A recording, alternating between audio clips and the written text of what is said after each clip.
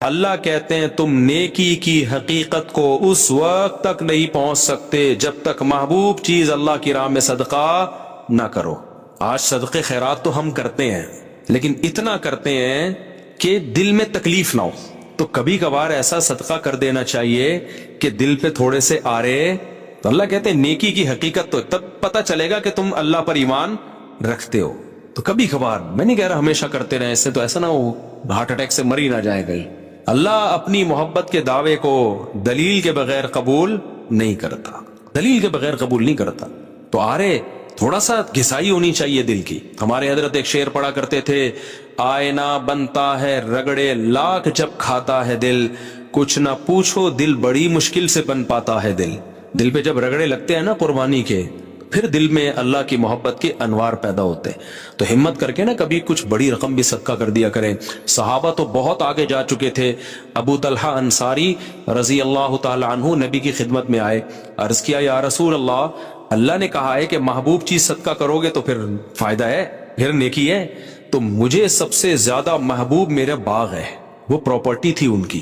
باغ اس زمانے میں ایسا جیسے بحریہ ٹاؤن میں بنگلہ، آپ نے ساری زندگی محنت کر کے کمایا ہو۔ تو یا رسول اللہ میں چاہتا ہوں اپنا باغ اللہ کی راہ میں، دنیا مسافر خانہ ہے نا، کوئی بات نہیں۔ آپ نے فرمایا بخن بخن، واہ واہ، ذالک مال رابح، تو بڑا قیمتی مال ہے، اتنا بڑا باغ، پراپرٹی، پھلدار باغ، وہ صدقہ کر رہے ہو۔ اس کی ویلیو بنگلے سے زیادہ تھی، کیونکہ وہ سورس آف انکم تھا۔ سمجھتے ہو گے نہیں سمجھتے؟ میں نہیں کہہ رہا کہ آپ ایسا کریں، کیونکہ اگر کل آزمائش آئی تو پھر مجھے بھی برا بھلا کہو گے اور اللہ میاں کو بھی کہنا شروع کر دو گے۔ تو اس لیے علماء کہتے ہیں اتنے تقوی کرو جتنا افورڈ کر سکتے۔ تو یہ تو ترغیب کے لیے، تقوی تو 100% اختیار کرنا ہے، یہ تو تقوی سے اوپر کی چیز ہے نا۔ تو ترغیب کے لیے تو ہے نا کہ صحابہ تو کہاں پہنچ گئے تھے بھائی، تو ہم کچھ تو کریں نا یار۔ کبھی زندگی میں کوئی پلاٹ ہم نے اللہ کے لیے ہبہ کیا، ہم نے کبھی زندگی میں ہم نے کوئی بڑا اماؤنٹ نکالا؟ اچھا ہم تو بڑا اماؤنٹ نکالیں تو بھی دل پہ آرے نہ چلیں، یہ اماؤنٹ تو ہم شادی بیاہ کے موقع پہ اڑاتے رہتے ہیں۔ دیکھا ہوگا آپ نے، ولیموں پہ اڑا دیا اتنا پیسہ، شادی بیاہ پہ اڑا دیا اتنا پیسہ، ذرا سی تقریبات پر اتنا پیسہ اڑا دیا۔ یار کم از کم اتنا پیسہ کبھی اللہ کو خوش کرنے کے لیے بھی اڑایا کرو نا۔ ہاں اڑانا کہاں ہے یہ بڑا مسئلہ ہے، لوگ بعض دفعہ بڑا اماؤنٹ خرچ کرتے ہیں، غلط جگہ پہ کر دیتے ہیں۔ تو جب آپ خرچ کرو، ہم نے اپنے علماء سے سنا ہے کہ صدقہ خیرات بھی بہت سوچ سمجھ کے کرنا چاہیے۔ اللہ کی نعمت کو ضائع مت کرو، مستحق سے مستحق کو تلاش کرو۔ اگر دینی مدرسے میں دینا ہے تو دیکھو کہ اس دینی مدرسے کا محتمم 2 نمبر تو نہیں ہے۔ ایسا تو نہیں کہ یہ مدرسے کی 4 دیواری کے نام پہ نوٹ چھاپنے کی مشین لگائی ہوئی ہے، اس لیے کیونکہ میں نے دیکھا ہے کوئی بھی داڑھی ٹوپی ویسٹ کوٹ میں آئے گا، 4 یتیم بچے اس نے جمع کر لیے، آ کے دکھائے گا تو لوگ چیک کاٹ کے دے رہے ہوتے، یہ 10 لاکھ، یہ 20 لاکھ، یہ 1 کروڑ۔ دھندا بنایا ہوا ہے لوگوں نے بھائی یہ کمانے کا۔ داڑھی بس ٹوپی ہو اور تھوڑا سا چہرے پہ نور گور ہو، کریم وریم لگا دیا آپ نے، سیٹ صاحب کے پاس گئے، ہمارا مدرسہ ہے، یہ تصویر دیکھو اٹھا کے۔ میں بہت لوگوں کو جانتا ہوں، ایک آدمی سعودی عرب میں، قطر میں، عرب لوگ سخی بہت ہوتے ہیں، وہاں جا کے کروڑوں روپے جمع کیے اس کمبخت نے، کروڑوں روپے۔ یہاں سے تصویریں بھیجتا تھا، بچے صحیح بخاری پڑھ رہے ہیں، دیکھو مدرسہ ہے میرا، کچھ بھی نہیں تھا۔ اور اگر ہو بھی تو بھائی انویسٹمنٹ ہے، کچھ کھاؤ کچھ لگاؤ۔ تو اس لیے دینی مدرسہ کرنا تو دینی مدارس کو دینا ہے، کیونکہ دینی مدارس کو نہیں دیں گے تو پھر دین کی تبلیغ کا کام رک جائے گا، علماء پیدا ہونا بند، کیونکہ یہ سرکاری حکومت تعاون نہیں کرتی ہے۔ اور اچھا ہے نہ کرے، حکومت نے تعاون کیا نا تو یہ مدرسوں کو اپنی تحویل میں لے گی، پھر سارے سرکاری مولوی پیدا ہوں گے، سرکاری مولوی پیدا ہوں گے، کیونکہ گورنمنٹ نے جو کام اپنے ہاتھ میں لیا نا۔ اب دیکھو سعودی عرب میں کتنے بڑے بڑے پرہیزگار علماء ہیں، لیکن یونیورسٹیاں وہاں گورنمنٹ کے کنٹرول میں، تو پالیسیاں کس کی چلیں گی؟ گورنمنٹ کی۔ اب وہ بیچارے کچھ بول ہی نہیں سکتے، جو بس ٹھک وہ چلے گا، آرڈر از آرڈر۔ تراوی 8 ہیں 10 ہیں، وہ میں بھی تراوی 2 دن پڑھی نا میں نے وہاں، تو مجھے کسی نے انہوں نے 10 کر دی، میں نے کہا شوگر ہے 10 باقی ہیں، اگر یہ بھی آرڈر آ جائے ختم تو کیا ہو جائے گا، وہ بھی ختم ہو جائے گا۔ کوئی ایک لفظ دنیا میں سب جگہ ایسا ہی ہے، سب جگہ ایسا ہی ہے۔ تو ہمیں یہاں آزادی ہے، کم از کم ہم کھل کے بات کر سکتے ہیں۔ اس آزادی کے کچھ سائیڈ ایفیکٹ بھی ہیں، کیونکہ کھل کے صحیح بات ہو سکتی ہے تو غلط باتیں بھی کھل کے بہت ہو رہی ہیں یہاں پہ، لیکن یہ دینی مدارس چلتے ہیں لوگوں کے تعاون کے ساتھ، تو جو صحیح مدرسے ہوں ان کے ساتھ تعاون کرنا چاہیے، لیکن ایسا ہی نہیں کہ جو اٹھایا منہ آ رہا ہے اٹھا کے دے دیا. تو ٹرسٹوں میں بھی ایسا ہی ہے، بہت سارے ٹرسٹ کھانے پینے کے دھندے بنے ہوئے ہیں، کچھ دکھایا جا رہا ہے، کچھ کروڑوں کی جائیدادیں بنائی جا رہی ہیں. بس لوگ دیکھتے ہیں ٹرسٹ ہے تو پکڑاتے چلے جاؤ پھینکتے چلے جاؤ. تو کچھ تھوڑا سا خدا کا خوف کرو. کیوں آپ اپنے پیسوں کو اس طرح سے ضائع کر رہے ہو؟ جب آپ تجارت میں پیسہ لگاتے ہو، آپ 100 دفعہ تحقیق کرتے ہو اچھی سی اچھی جگہ پہ لگے پیسہ. تو صدقہ کرنے میں بھی کیا کرنا چاہیے بھائی؟ تحقیق کرنی چاہیے کہ آپ کا پیسہ ضائع نہ ہو، کیونکہ اس کے پھر نقصان زیادہ ہوتے ہیں آپ غلط لوگوں کو اگر دیتے ہو. تو اللہ کہتے ہیں محبوب چیز تھا. تو حضرت ابو طلحہ نے کہا یا رسول اللہ میرا باغ اللہ کے لیے. تو آپ صلی اللہ علیہ وسلم فرمایا واہ واہ کیا خوبصورت بہترین مال. پھر آپ نے فرمایا یہ سارا پیسہ یعنی باغ جو ہے اپنے چچا زاد بھائیوں کو دے دو. یہ ہے اسلام کی خوبی. اسلام رشتہ داری جوڑنے کو جتنی ویلیو دیتا ہے، میں کیوں بار بار 4 شادیاں بچے پیدا چیخ کیوں رہا ہوں؟ میں پاگل تھوڑی ہوں. آپ کو کیا میں پاگل نظر آتا ہوں؟ میرا دماغ خراب ہے. آپ کے بچے پیدا ہونے سے مجھے کیا فائدہ ہوگا؟ وہ جب تک بڑے ہوں گے ہم تو مر چکے ہوں گے. آپ کہہ سکتے ہیں نا فائدہ یہ ہوگا کہ بڑے ہو کر میرا شکریہ ادا کریں گے. مفتی صاحب آپ کا بہت شکریہ، آپ کے بیانات سن کے ہمارے ماں باپ نے نسل روکی نہیں اور اتفاق سے ہم بھی اسی سلسلے میں پیدا ہو گئے. وہ تو جب تک بڑے ہوں گے ان میں سمجھ آئے گی ہم شاید مر چکے ہوں، اور شکریہ ادا کر کے بھی مجھے کیا ملے گا. تو اسی وجہ سے میں چیختا ہوں کہ اسلام خاندانی نظام چاہتا ہے. اسلام انڈیویجولی لائف کا قائل بولو نہیں ہے. اکیلا نہیں ہے انسان، ماں ہے، باپ ہے، دادا ہے، دادی ہے، نانا ہے، نانی ہے، بیوی ہے. 4 نہیں کرو، 1 ہی کر لو ٹائم پہ، لیکن نسل مت ہو. پھر بیٹے ہوں، بیٹیاں ہوں، پوتے ہوں، نواسے ہوں، بہویں ہوں، داماد ہوں. یہ ہے انسان کی نیچرل لائف، اور اسی میں انسان کا سکون ہے. اور اس میں توکل کس پہ کرنا ہے؟ اللہ پہ. خرچے پورے کرے گا اللہ. سمجھتے ہو کہ نہیں سمجھتے؟ لوگ کہتے ہیں گراؤنڈ ریئلٹی کو بھی تو دیکھو، زمینی حقیقت کو بھی تو دیکھو. مہنگائی دیکھو اور بچے پیدا کرتے چلے جائیں.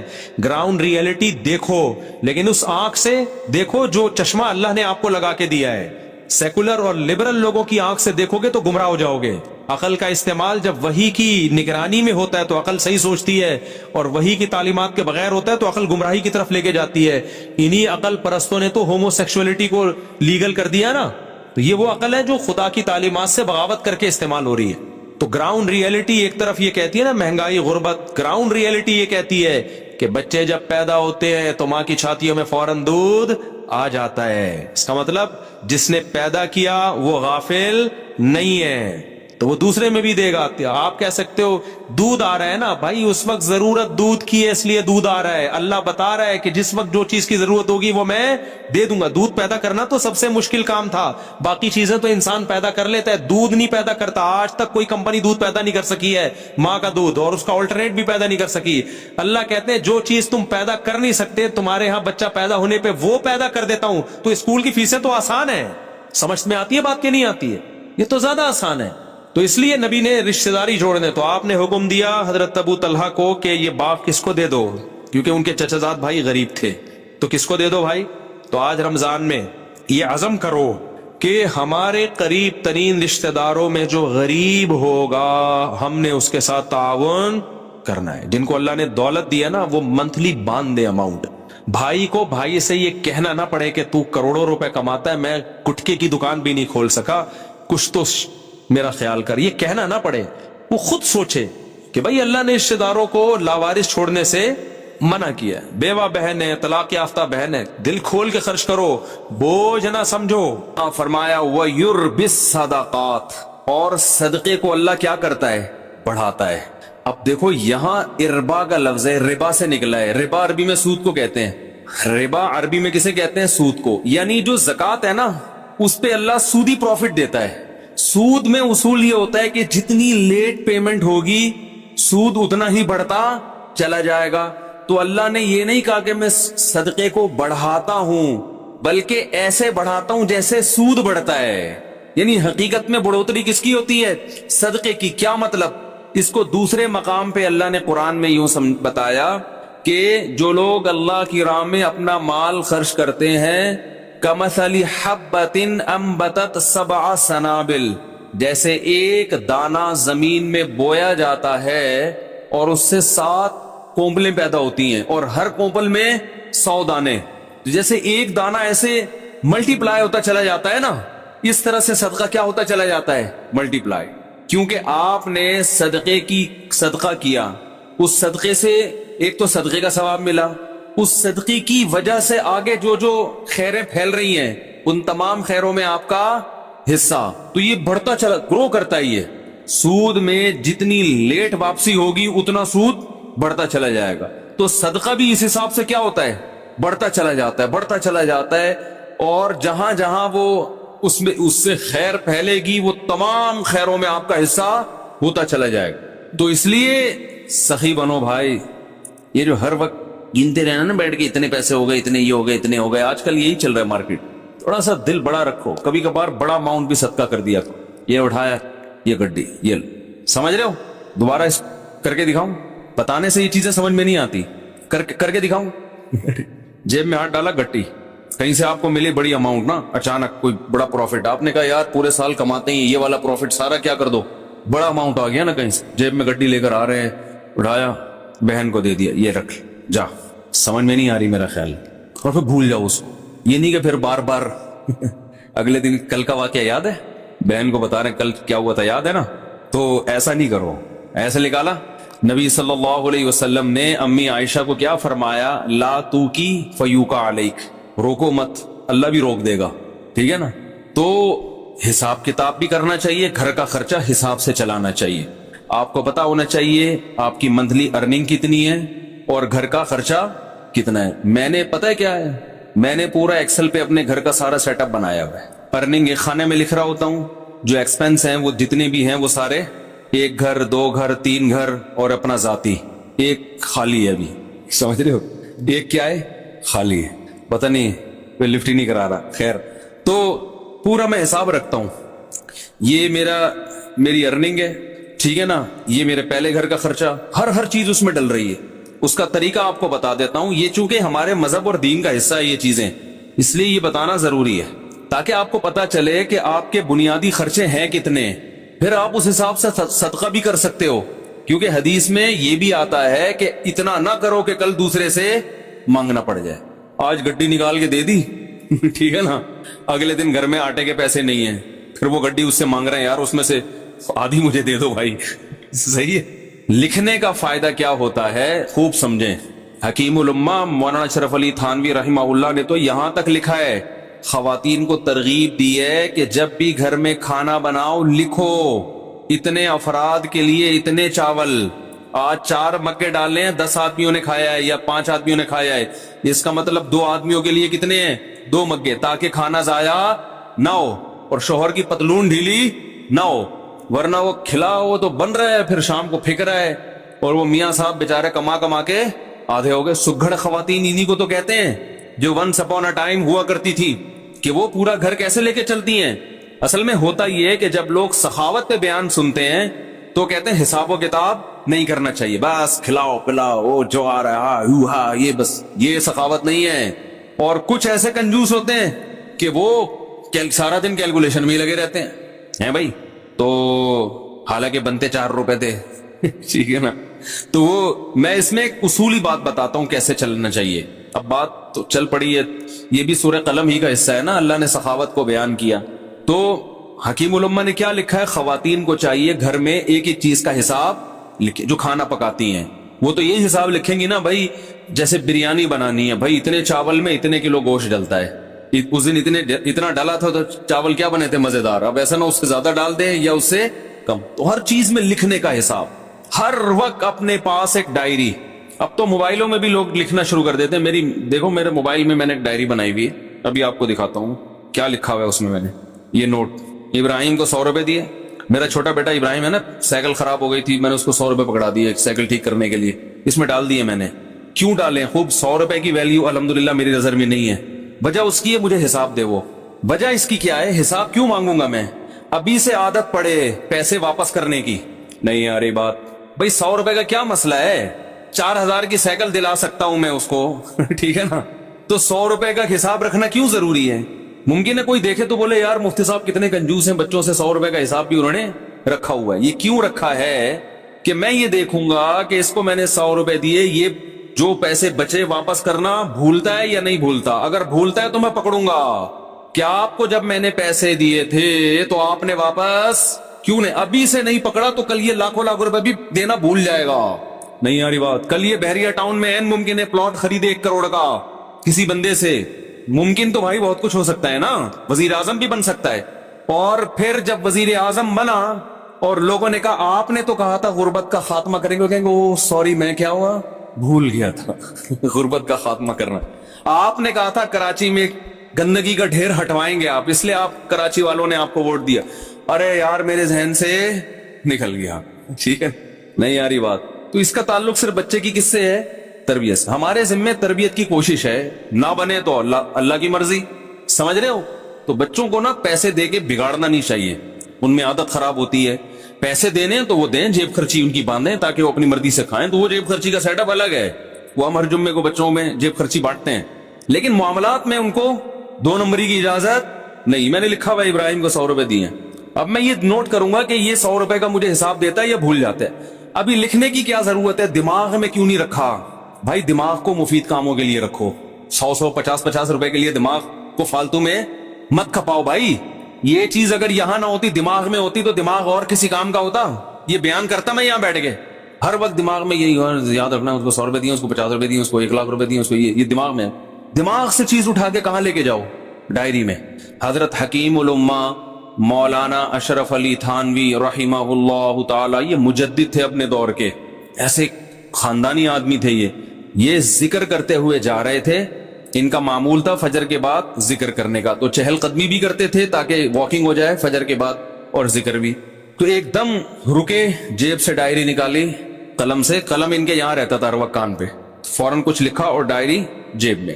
کسی نے پوچھا حضرت آپ ذکر کر رہے تھے, یہ ابھی بعد میں لکھ لیتے؟ یہ انہوں نے کہا نہیں, میرا دماغ اللہ کی طرف ہے. ذہن میں ایک خیال آیا, اگر میں ڈائری پہ نقل نہ کرتا نا تو وہ خیال مجھے محفوظ رکھنے کے لیے بار بار دماغ کہاں جاتا؟ اسی خیال کی طرف. تو وہ مجھے ذکر سے بھی غافل کرتا. وہ چیز دماغ سے کہاں آ گئی؟ ڈائری میں, اب جیب میں. اب دوبارہ ذکر توجہ کے ساتھ. اب یہ ڈائری کی ٹینشن ہو گئی ہے, اب یہ اپنی ٹینشن. کیا ہو گیا بھائی؟ ایسی خاندانی چیزیں ہیں یار, یہ تو زندگی میں کامیابی کے اصول ہیں اللہ کے بندو. ہمارے پاس کسی کے پاس بھی کوئی ڈائری نہیں ہوتی. لاکھوں کروڑوں کے بزنس دماغ میں چل رہے ہوتے ہیں.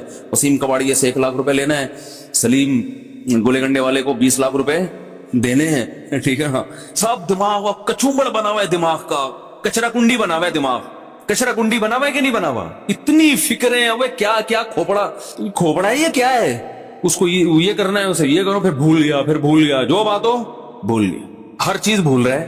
تو مجھے کہتے ہیں بیان کے دوران بھول جاتے ہیں کیا ٹاپک چل رہا تھا. تو آپ جو چیزیں بھول رہے ہیں نا وہ زیادہ خطرناک ہے. آگے کیا لکھا ہوا ہے؟ پھل, وہ اس کی قیمت لکھی بھی ہے. اب یہ نہیں کہ پوری ڈیٹیل کے ساتھ ایک ایک چیز, ایسا نہیں, اشارے. یہ اشارے اس لیے کہ رات کو 24 گھنٹے میں ایک ٹائم جو ہے نا, یہ سب چیزیں ایکسل میں چلی جائیں گی.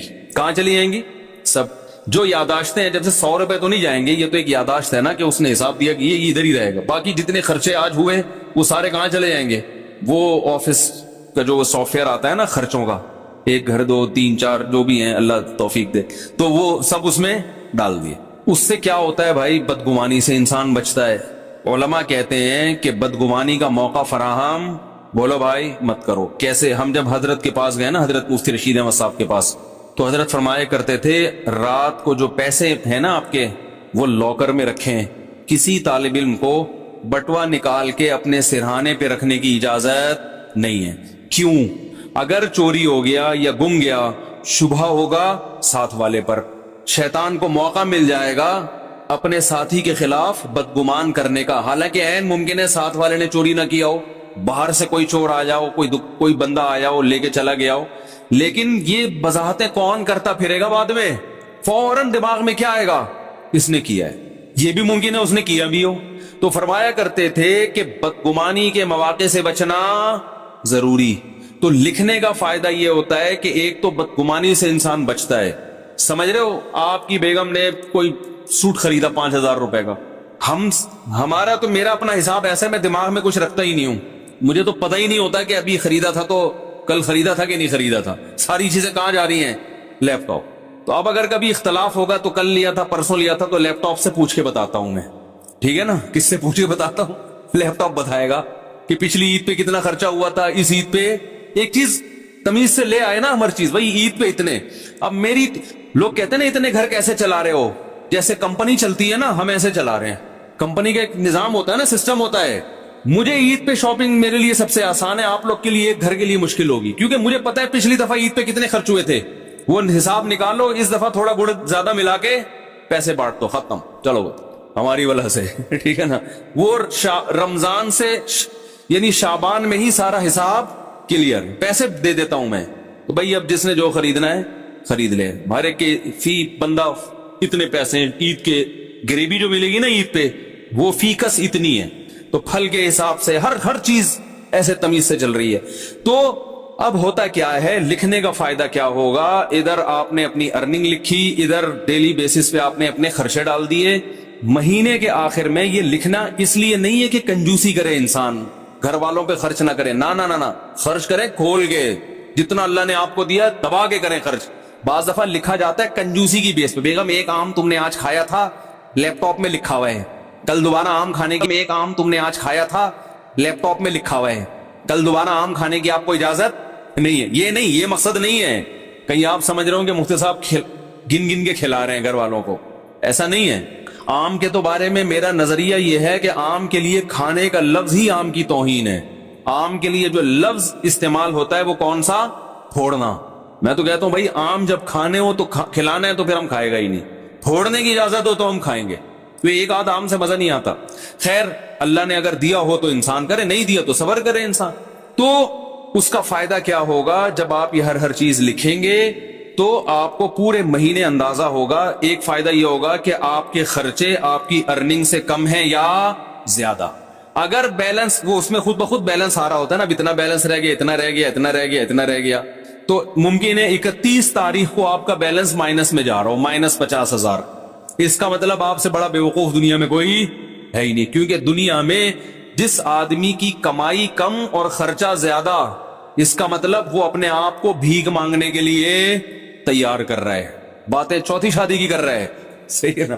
لیکن حالات ایسے ہیں کہ بقیہ بھی یا تو بھاگ جائیں گی یا یہ کشکول لے کے بھیک مانگے گا. یہی مطلب ہے کہ نہیں ہے؟ تو پہلا فائدہ آپ کو یہ ہوگا کہ قرآن نے جو ہمیں حکم دیا ہے کہ اعتدال سے خرچ کرو, وَلَا تَبْسُطْهَا كُلَّ الْبَسْطِ, نہ اتنی کنجوسی کرو اور نہ اتنی سخاوت کرو کہ کل لوگوں سے بھیک مانگنی پڑے. تو یہ جو میانہ روی قرآن کا حکم ہے, اس حکم پر عمل کرنا اس وقت تک ممکن ہی نہیں ہے جب تک آپ کو یہ نہ پتا ہو کہ میری ارننگ زیادہ ہے یا میرے خرچے زیادہ ہیں. اگر آپ نے دیکھا کہ آپ کے خرچے زیادہ ہو رہے ہیں تو پھر اس میں کیا کرو, بے ڈھنگے طریقے سے خرچے کم نہیں کرو.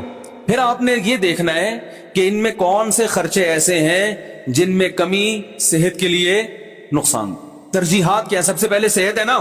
ارے کیا ہو گیا, اب آپ نے کیا کیا, فروٹ کا خرچہ کم کرنا شروع کر دیا. نہ بھائی بچوں کے کھلونے نکال دو یہاں سے, خرچوں میں کھلونے آ رہے ہیں نا. سائیکل کیا کر دو, بھئی 4,000 کی سائیکل نہیں بنتی, آئندہ یہ نہیں ہوگا, ٹھیک ہے نا, نکالو اس کو, ٹھیک ہے.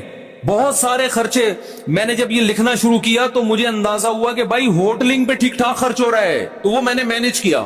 ہوٹلنگ نہیں نکلنے لانڈے لپاڑوں کے ساتھ, ہمارے بھی ہم دوست ہیں, وہ نکل گئے وہاں جا کے کھا رہے ہیں ادھر یہ شنواری پہ, کبھی بکرے کے وہ چانپے پھوڑ رہے ہیں, کبھی دیکھا بھائی وہ ٹھیک ٹھاک آ رہا ہے چانپے وہاں پہ جو ہے نا, یہ ٹھیک ٹھاک خرچہ تو میرا کہاں نکل رہا ہے. تو اگر آپ کے خرچے زیادہ ہوں تو آپ نے سب سے پہلے کس پہ کنٹرول کرنا ہے, ہوٹلنگ. بھائی یہ کم کرو, سمجھ میں نہیں آ رہی تو میں گھر چلا جاتا ہوں, بھائی اس کو کیا کرنا ہے, کم کرنا ہے. یہ نکالو, چائے گٹکا نکالو, سگریٹ نکالو. بہت سارے خرچے ایسے ہوں گے جو آپ کو اندازہ ہوگا کہ فالتو کے ہیں مگر ان پہ خرچ بہت زیادہ ہو رہا ہے. تو پہلا فائدہ یہ ہوگا کہ آپ مستقبل کے لیے بھیک مانگنے سے بچ جاؤ. اور گھر والوں پہ سختی بھی کرنی پڑے گی, بیگم دیکھ لو تمہارے سامنے ہے یہ خرچہ ہے, اور انڈے پراٹھے دیکھو یہ آ رہا ہے, ٹھیک ہے, اب تم بتاؤ میں کہاں سے لے کر آؤں یہ. تو گھر والی سمجھدار ہوگی تو مان جائے گی, بھائی ٹھیک ہے تھوڑا کنٹرول میں کرو اس کو. تو گھر والوں سے مشورہ کرو, بتاؤ کیسے کنٹرول کریں اس کو. مشورے کے بغیر کرو گے تو وہ خرچہ کنٹرول میں آ جائے گا, بیگم کنٹرول سے باہر نکل جائے گی. اس کو بٹھاؤ, بولو آپ کے سامنے ہی ہے, دیکھ لو بھائی, تو آپ بتاؤ نا اب اس کو کیسے کنٹرول کریں. مل جل کے کچھ کرتے ہیں تو کون سے خرچے کم کریں آپ بتاؤ. اگر عید پہ اتنی شاپنگ ہم ہر سال کرتے رہے تو بیگم یہ تو مسئلہ کیا ہو جائے گا, تھوڑا عید کو کم کر لو. تو بہت سارے, یعنی آپ کے سامنے ہر چیز موجود ہوگی. ہر چیز کا نا میرے یہاں کھانا بنا ہوا ہے, کھانا گوشت پہ اتنا خرچ ہوا، دودھ پہ اتنا خرچ ہوا، انڈوں پہ اتنا خرچ ہوا، سبزی پہ اتنا، ایک ایک چیز ریٹرن میں موجود ہے الحمدللہ. تو اب اچھا پہلا فائدہ. دوسرا فائدہ، اگر آپ نے دیکھا کہ آپ کے خرچہ آپ کی سیلری سے کم ہے، الحمدللہ مینیج ہو رہا ہے، بھیک مانگنے کی ضرورت نہیں پڑے گی، تو دوسرا فائدہ آپ کو اس سے یہ ہوگا کہ آپ کو اندازہ ہو جائے گا کہ یار میری سیلری مثال کے طور پر 50,000 ہے، 1,00,000 ہے، میرے خرچے 99,000 ہو رہے ہیں، لیکن یہ جو 99,000 میرا خرچہ ہو رہا ہے اس میں 25% تو اس فالتو کام پہ خرچ ہو رہا ہے، سمجھ رہے ہیں؟ تو میں اس کو بچا کے ماہانہ 25,000 روپے بچا سکتا. اس 25,000 میں جائز کمیٹی ڈال سکتا ہوں، کچھ 25,000 کا ہر مہینے گولڈ خرید سکتا ہوں، بہت کچھ ہو سکتا ہے نا بھائی. تو اتنی بچت کے بعد 1,00,000 کے بعد بحریہ ٹاؤن کا پلاٹ 1 سال کے بعد، میں مذاق کر رہا ہوں، بحریہ ٹاؤن والے کو بتاؤ گے نا وہ مارے گا، بولے گا میری توہین نہیں کرو. 25,000 روپے ایک مثال دے رہا ہوں، یہ 25,000 کے 25,00,000 بھی تو ہو سکتے ہیں، کچھ بھی ہو سکتا ہے. یعنی آپ نے ادھر سے چیک کیا، مجھے تو بڑا فائدہ ہوا تھا کہ میں نے جب چیک کرنا شروع کیا مجھے اندازہ ہوا بھائی یہ پیسے بلا وجہ کے اتنا بڑا اماؤنٹ خرچ ہو رہا ہے، ہوٹلوں کی چائے پر اور فلاں پر، اور اتنا اس پہ ہو رہا ہے کہ یہ بچ کے بہت اچھی جگہوں پہ بولو بھائی خرچ ہو سکتا. تو آپ جب خود کریں گے تو بہت سی راہیں آپ کے سامنے کھلیں گی. تیسرا فائدہ یہ ہوگا کہ آپ کو یہ پتا چل جائے گا کہ بھئی یہاں سے مینج کرنے کے بعد میری جو سیلری ہے نا اس میں سے میرا بچتا اتنا ہے، تو میرے گھر کے مہینے کے اتنے خرچے تو بہرحال ہیں ہی، اس سے زیادہ کیا ہے غریبی. اب صدقات و خیرات میں آپ کو کیا ہو جائے گی آسانی. اس میں ایک کام اور کرو، ہم میں چونکہ توکل کم ہے تو آپ اتنا اماؤنٹ جمع کرو گولڈ کی شکل میں کہ آج آپ کی تنخواہ اگر چھوٹ جاتی ہے، آپ کو جاب سے نکال دیا جاتا ہے، تو گولڈ کی شکل میں آپ کے پاس 1 سال کا راشن بولو بھائی ہونا چاہیے. مثلا آپ نے وہاں کیلکولیشن کی، آپ نے اندازہ لگایا کہ میرا ماہانہ خرچہ 1,00,000 ہے. ایک مثال دے رہا ہوں، ایک نارمل ایک فیملی والے 1-2 بچوں کے ساتھ 1,00,000 بہت اچھے طریقے سے ہو جاتا ہے. اندازہ لگا لیا جی میرا ماہانہ خرچہ کتنا ہے 1,00,000. تو آپ نے ایک ہدف بنایا کہ یار میں نے 12,00,000 روپے جمع کرنے ہیں.